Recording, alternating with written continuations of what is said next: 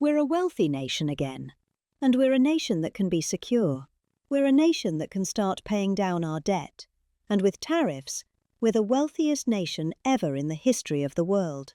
Without them, we've got a slog. We've got a slog. But remember this.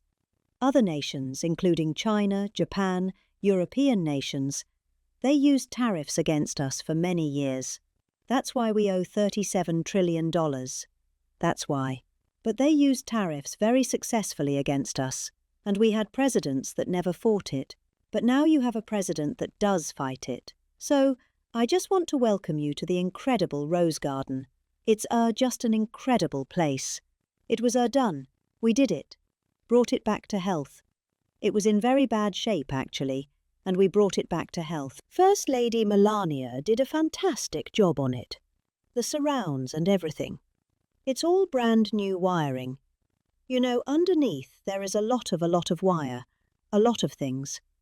Everything brand new, everything beautiful. The only thing we did is we had to get a hard surface here, because nobody could use it because of the grass. So, I just want to welcome you, and I hope you're going to be here a lot. We're going to use it for meetings. We're going to use it for press conferences. Now we can use it. It was unusable before, and now we can use it. But everything that you see was redone. All of this was redone. And the whole White House is being redone. Some of you came through what they call the Rose Hall. They call it different names, but you probably noticed. I don't know if you came through this door. Did you notice the white marble floor that was put there? That was made out of Home Depot tiles about 1 foot by 1 foot. They were all broken, about 30 years old, and I replaced it with book-matched marble, paid for by your friend, President Trump.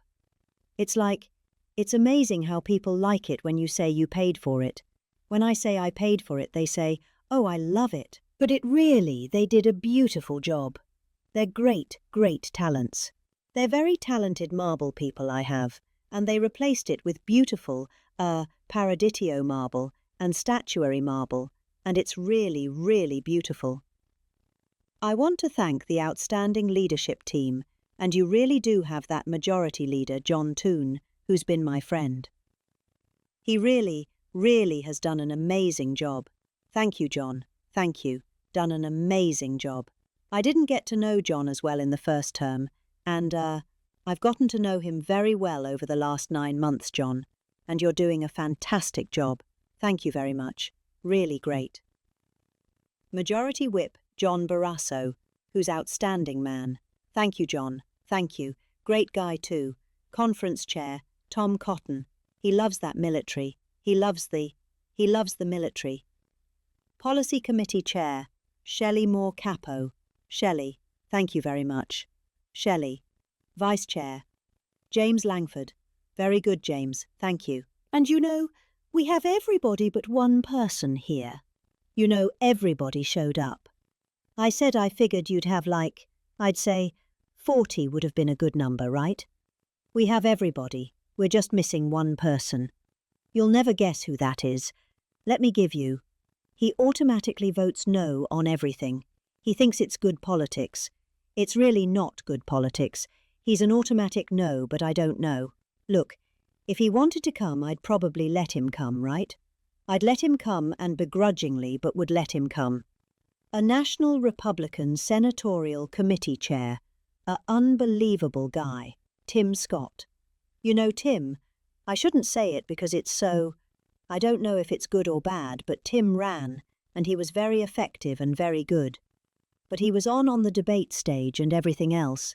He was good just because he's good, but he wasn't as good as I thought he was. And when he got out of the race, he endorsed me almost immediately, and I used him as a surrogate.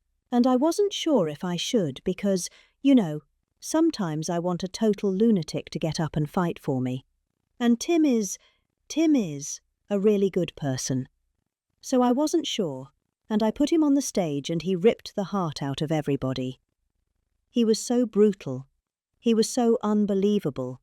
Turned out to be absolutely one of my best surrogates, and it includes a lot of you people that were here. You were all surrogates. But Tim ripped these people apart.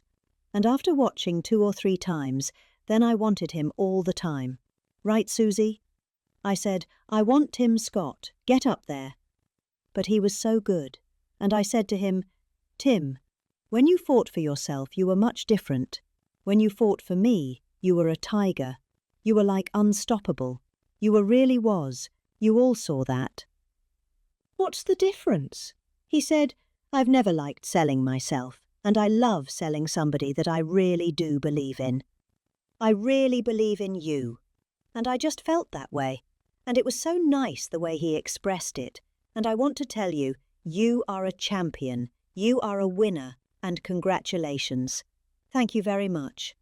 I never love telling that story, because I'm not sure if it's a good or a bad story. But I'm telling you, you are an amazing guy, and you fought for me so hard, and I really appreciate it. You got to be my #1 choice, Tim, so something happened. I appreciate it, and you're doing great doing what you're doing right now. I also want to thank the entire Senate Republican Conference for your tremendous work on confirmations. Boy, did we have a couple of weeks, huh? I signed like 150 of them. And I didn't use an auto pen, by the way. I signed, when you're signing these important, like a general getting approved from 3-star to 4-star, and all of these different things and big confirmations and, big stuff, you really have an obligation to actually sign it. I think you probably noticed right there, number 46. We put up, right? We put up a little bit of an auto pen. We have 46. We have 45. We have 47. It's very interesting, yeah. 46 is an auto pen. It's up there. It stays up there. People like it. It's probably going to stay up there for a long time. And I know you're looking into that. And by the way, the auto pen person said he never spoke to Biden. He worked the auto pen. You're not allowed. You're not allowed to do that. So if you're looking at anything, just remember it. And remember, they treated us very badly. They treated us very, very badly. So I think you're allowed to just report the truth, including the confirming of my cabinet much faster than first time. I mean, we went so fast, and I give John Toon and all of you credit for that. It was amazing. All of a sudden I was calling John. John, I've got to get him approved. Come on, John. You could, because I was getting like one every 2 weeks, and I had people. They left their job, and they left everything, and it looked like they were all of a sudden.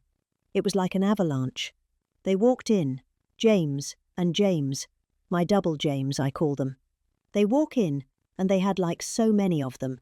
I said, you got to be kidding. Is this like, are you for real, right, James? John Toon did his job, and you got them all done, and you have all those people out there working now. And instead of being very upset with the fact that we couldn't get them approved quickly,